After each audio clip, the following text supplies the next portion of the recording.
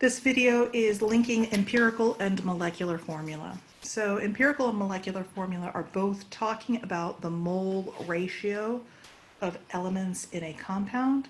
The empirical formula is the lowest whole number ratio, and the molecular formula is the actual whole number ratio. For example, I have CH2, that's the empirical formula, the lowest whole number ratio of carbon to hydrogen, but I might have a molecule that is C6H12. It has the same ratio, 1 to 2, but in this compound, the actual number of elements, atoms of carbon and hydrogen are 6 and 12 rather than 1 and 2.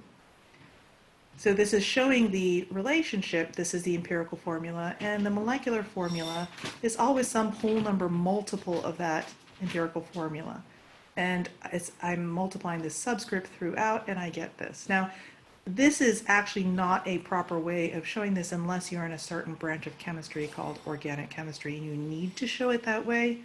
Really, the molecular formula should be shown like that. So this is just to show you that it's a whole number multiple. Now, because the molecular formula, the MF, is a whole number multiple of the empirical formula, EF, that means that the mass of the molecular formula, or the molecular mass, will also be that same whole number multiple of the empirical mass, the mass of the empirical formula. And that should make sense, right?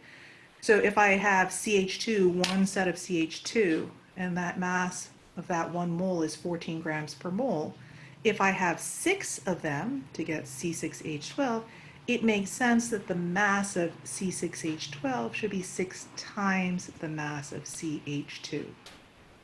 So you can pause and just work that into your mind if you're still trying to get your mind around that.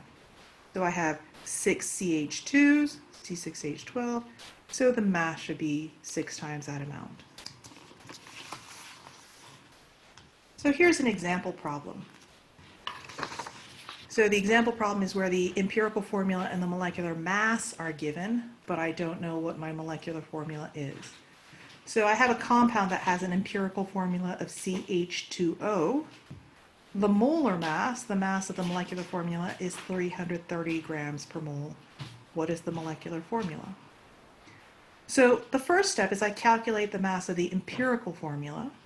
So I have 1 carbon, which is 12, 2 hydrogens, 1, and 1 oxygen, which is 16, so it's 30 grams per mole. I divide the molar mass, the larger number, by the empirical mass, the smaller number, to get the whole number multiple. And it has to be a whole number because everything's a whole number. Then I multiply the empirical formula by that number. Right, so here, and then I multiply it through. So I have 11 of these CH2Os, so my molecular formula will be C11H22O11. And the final type of problem that you can have is that the molecular formula is given and you're just asking what the empirical formula is. So you divide each element by the greatest common factor. So 11, 22, and 11 have 11 as its greatest common factor. I divide each of these subscripts by 11 and I get back to CH2O.